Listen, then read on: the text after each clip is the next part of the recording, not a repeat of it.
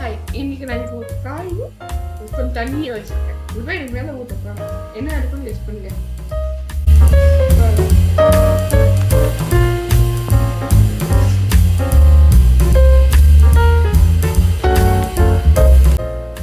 பார்த்தீங்கன்னா இங்கே ஒரு பலூன் மாதிரி கிரியேட் ஆயிருக்கு. அது காரணம் இந்த தண்ணியோட சர்ஃபேஸ் டென்ஷன்.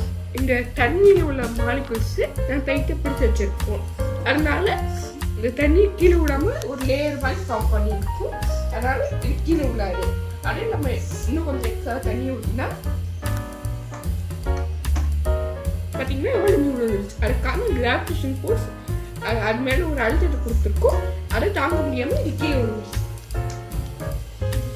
நீட்ட புரிய வைக்கிறதுக்கு இந்த பலூனை இந்த தண்ணியில் வச்சுக்கோங்க. அடுத்து கிராவிடேஷன் ஃபோர்ஸ் நான் அழுத்த வச்சுக்கோங்க. இப்போ இந்த பலூன் என்ன இருக்குன்னு பாருங்க.